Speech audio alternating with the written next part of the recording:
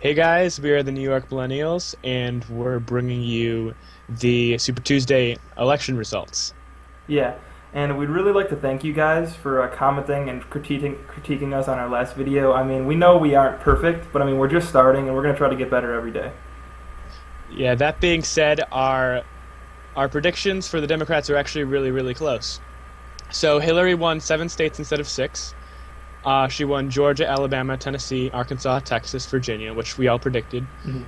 and then she won Massachusetts, but just barely, 51% to 49%. I'm rounding, by the way. Yeah, Um, and then Bernie won Vermont by a landslide. Minnesota 61.6% to 38.4%, Oklahoma 52% to 42%, and Colorado 59% to 40%. So the states that he won, landslide, and obviously the states that she won were landslides, but Massachusetts was really close. So, and it was maybe about 20,000 voters, and that could have gone if there was a couple more voters, not a couple more, but a couple more yeah, tens of thousands, it could have gone to him, and it could have been the 5-6. So we were close to being accurate with that. yeah. Also, I would just like to mention, so like if you look, a lot of people are saying like how this was. I mean, at least a lot of people I've talked to are saying he's pretty much almost out of the race from this. And I feel like that's just not true. I feel like people are looking at, first of all, these delegates right here, the fact that she's up like 600 or so, those aren't really the pledge delegates. Like 600 or so of those come from super delegates, right? Well, I mean, like not 600, but like 400 or 500. So basically, like if you look at it, a lot of the votes are still waiting to like we're still got like 1,000 more to go through or more. And also, like the super delegates aren't like bound to their choice. There's still like a lot of undecided ones, and they still could switch. So I feel like you shouldn't look at this like Bernie's out. Everyone should keep their hopes up. Like this is actually pretty good for him. This is And like honestly, yeah, the super delegates don't really matter because here's the thing: if Bernie wins the popular vote by like proportionally by over 5 or 10%, the super delegates can't just pick Clinton because then there's just going to be like riots well, I mean, like they because they're going to be could technically, but at the they same time, could. it would look It's not. bad. It's political suicide. Yeah, Yeah, no, definitely, if it's one definitely. or 2%, they can fudge the numbers. But if he wins by a solid 5%, they can't do that. Yeah, no, I completely agree with that.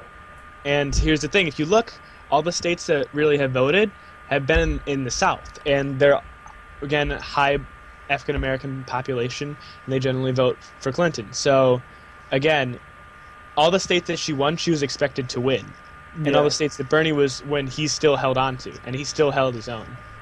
yeah. So again, in like a couple of weeks, when other states that are more Sanders favored, like in the Northeast, those states he can potentially win. And keep in mind, those are the states that really matter because those southern states. When was the last time they went Democrat? I think the last time Arkansas went Democrat was in '96 with Bill Clinton, and that's not gonna no, that's not gonna go. That's not gonna go blue for Hillary. Yeah, I mean, So I agree with that. It's just a lot of the one of the things are that like they have a lot of high population states. Maybe not a lot, but like Texas is pretty big delegates. But I mean, other than that, yeah, like for the actual like yeah, further that's a really that doesn't matter for the actual general election and all that.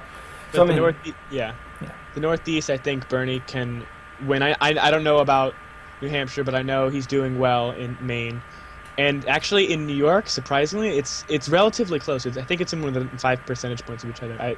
Yeah, and then he can win Michigan because that's Union territory. And so, really, the South is Hillary's stronghold, but like the rest of it is still, I feel like, relatively competitive. It can be competitive. you see, that's why it's So like so good that even though he looks like he didn't do too good, this was her chance to win and really get as big of a lead as possible going into these next few primaries and caucuses. Because like if she doesn't have a big enough lead from this, which she might, I mean, no one can really say, but I mean, like he definitely kept it almost as close as he possibly could have. mhm. I mean, is that pretty much all for the Democrats, or do you got anything more to Well, say? the side note for the Massachusetts thing, yeah.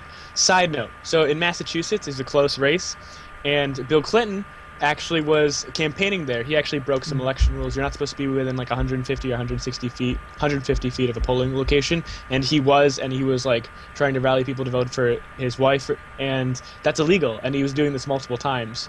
And again, Massachusetts was close, which so it makes sense why they would have him do that in the Clinton campaign because again, if they win Massachusetts, then they can paint the narrative as it was a sweep instead of it being Mhm. it was a close election. So by doing that, obviously that's beneficial to her, but it's kind of slimy in my opinion. Yeah, But yeah, that's what happened. yeah. So for that, I mean, that's we pretty much talked about that for a little bit. So I think we could go to the Republicans one. We didn't make predictions for this, but I mean, we still could talk about it. So, Mhm. I mean, So let's Trump talk really about Trump. dominated. Yeah, I mean, like technically, he only won as much as Clinton did, but like the other few are split among like two people, and also like it just seems like he's doing a lot better. But actually, now that I'm looking at the delegates right here, it looks like he's only like 100 ahead of Cruz. But at the same time, I'm pretty sure this is pretty much how he's gonna do from here on out, though. It's not like this was like any of their advantages or anything like that. He's pretty much going to be consistent like this for a while. At least that's what I think. Yeah. It really proves that Trump's here to stay. Yeah, definitely. And the other thing is the second place winner wasn't even establishment. He was anti-establishment. Same with Cruz. I mean, Cruz, he had to win Texas, which he did, because if he didn't lose Texas, his home state, if he didn't win Texas, his home state, then that would have been really bad for him. Yeah. He would have just had to drop out. But that means all the states except for one, Minnesota, went to anti-establishment candidates. And the only one who won was Rubio, which everyone's praising or trying to hold up on a pedestal that this is the establishment's one chance to unite the party. And I'm not really seeing it.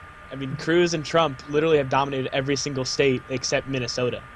That's the only state that an establishment candidate has won. So I really feel like the Republicans, they're kind of feeling this anti-establishment hijacking of their party. Yeah. So it's going to look interesting, but we'll see.